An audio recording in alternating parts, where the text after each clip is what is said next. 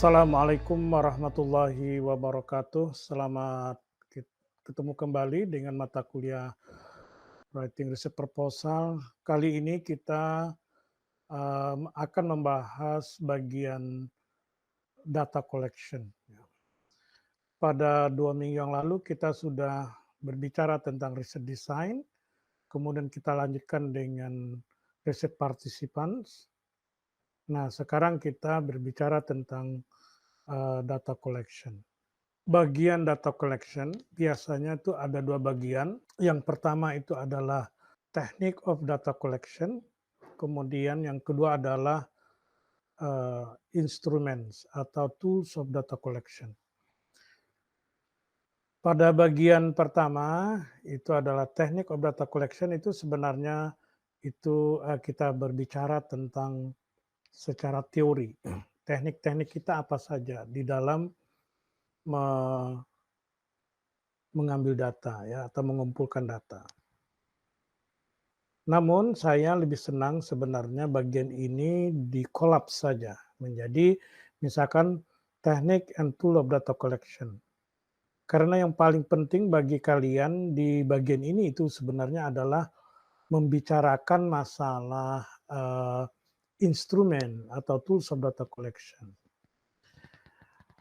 Kalau seandainya memang diperlukan untuk membahas masalah teknik of data collection, itu dipersilakan. Intinya pada teknik of data collection sebenarnya adalah sebuah rasionalisasi kenapa kita mengambil teknik-teknik tertentu.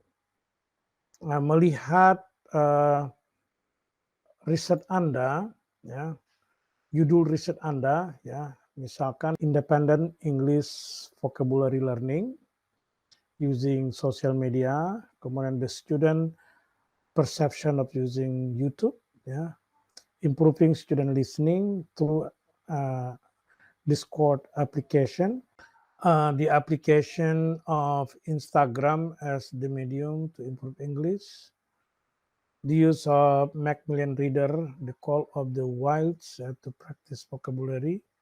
Nah, dari judul-judul tadi, kita mungkin berpikir bagaimana sih mengumpulkan datanya.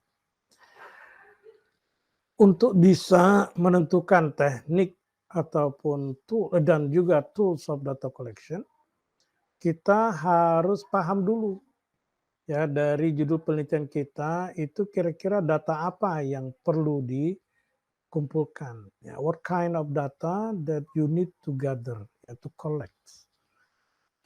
Nah, untuk mengetahui data apa, kita lihat pertanyaan riset kita. Kalau misalkan what activities do the student have to do misalkan ya, atau aktivitas apa, what activities do the student do ya, that help them improve their vocabulary misalkan menggunakan sosial media. Berarti kan yang harus kita cari itu data tentang aktivitas. Aktivitas online ya, karena using sosial media. Atau perception ya, misalkan what perception do the student have ya in learning using YouTube misalkan. Kalau perception, kita ingin mengetahui perception, berarti kita menggunakan kuesioner gitu kan. Karena harus bertanya kepada siswa atau partisipan kita tentang perception. Nah, karena perception itu ada implikasinya adalah mengukur ya, mengukur persepsi, maka biasanya mengukur persepsi itu menggunakan kuesioner.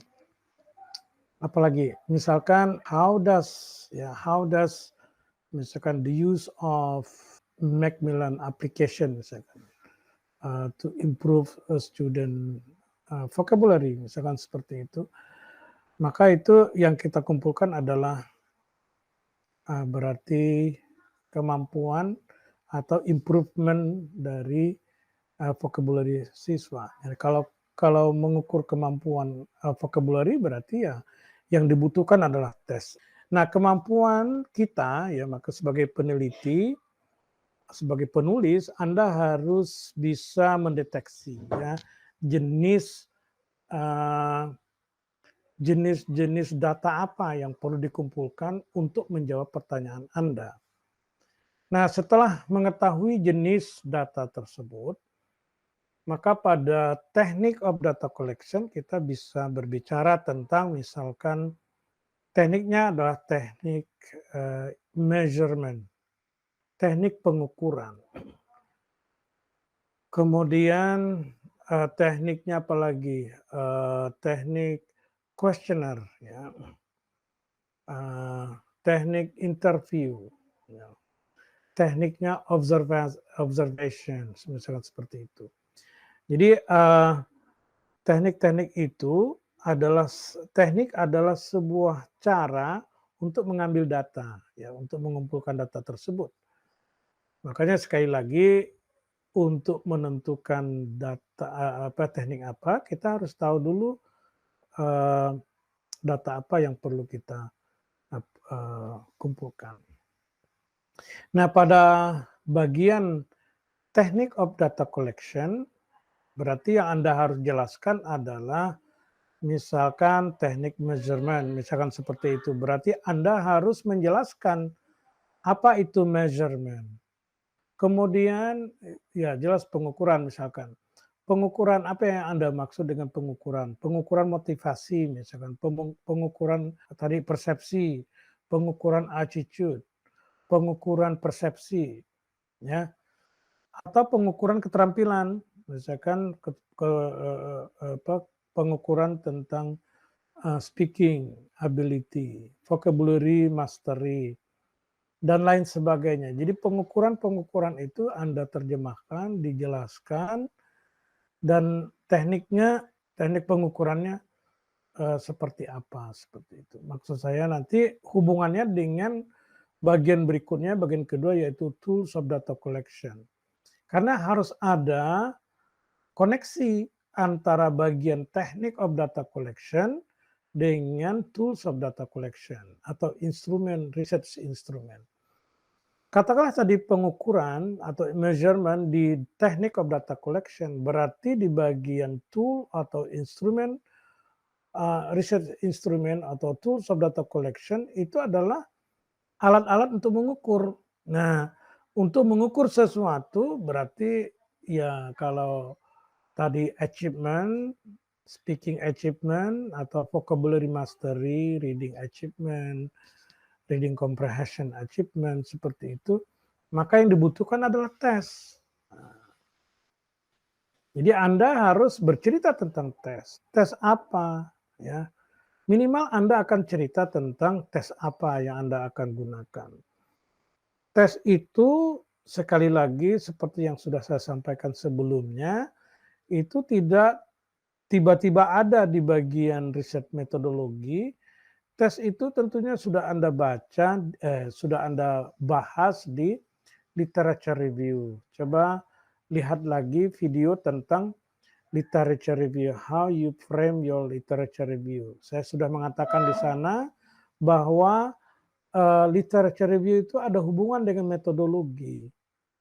Kalau Anda ancang-ancang untuk menggunakan tes misalkan, tes reading comprehension misalkan seperti itu, maka tes reading comprehension itu harus sudah dibahas di,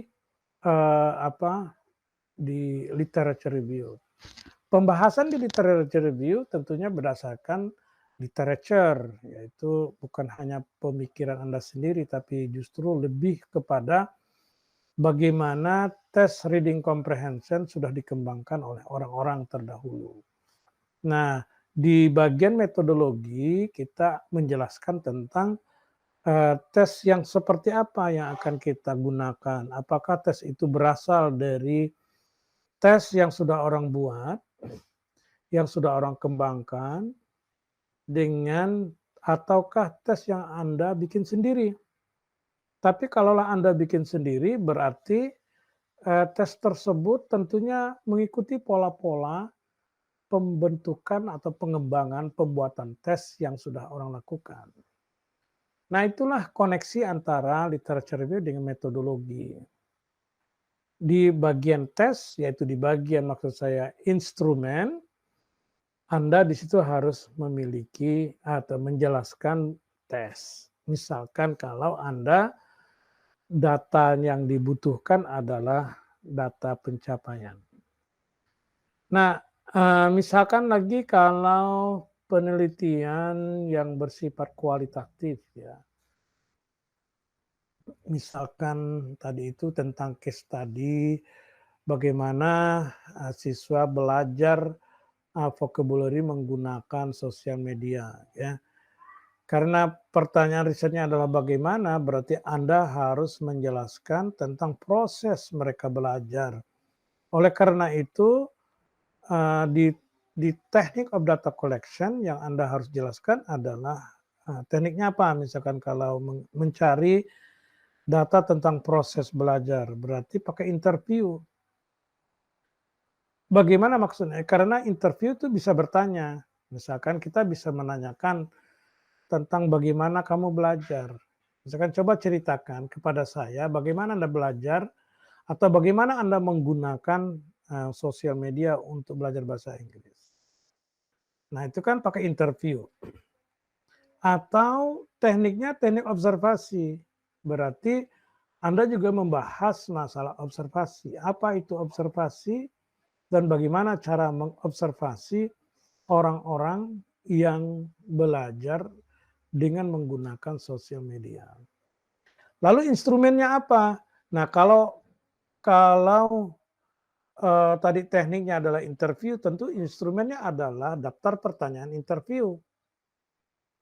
Kalau, tekniknya adalah observasi, maka instrumennya adalah alat observasi. Apa alat observasi itu? Alat observasi itu misalkan berbentuk tabel ya, tabel-tabel yang berisi tentang statement-statement, expected behavior ya.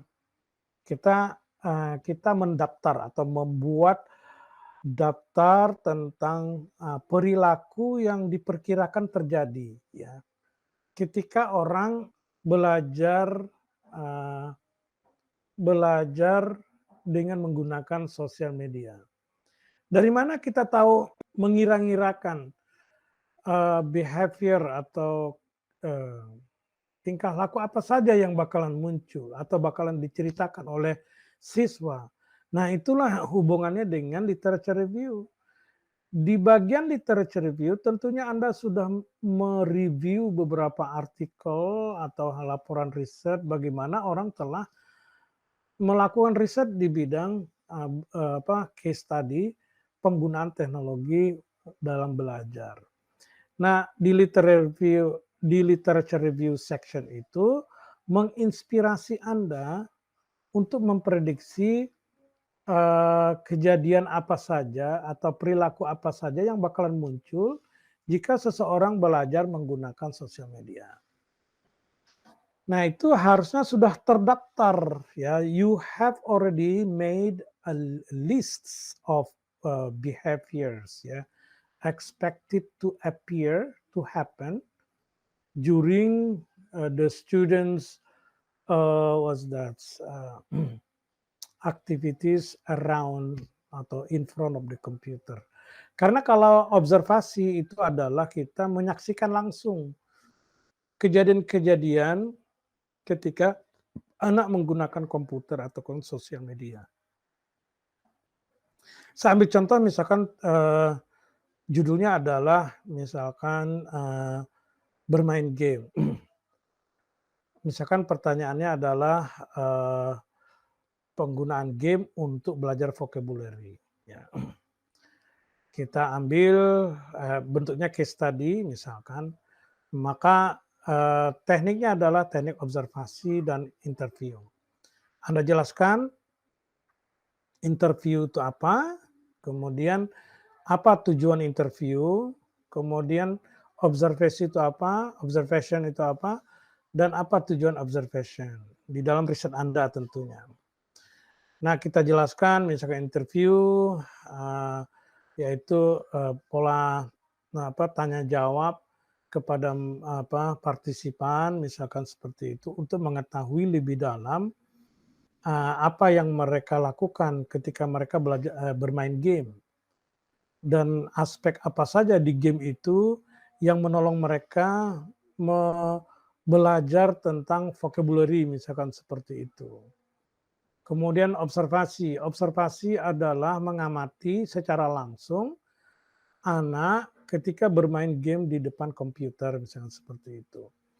Nah, untuk apa? Ya untuk mengetahui, eee, real behavior atau evidence ya, evidence yang diamati langsung oleh si peneliti.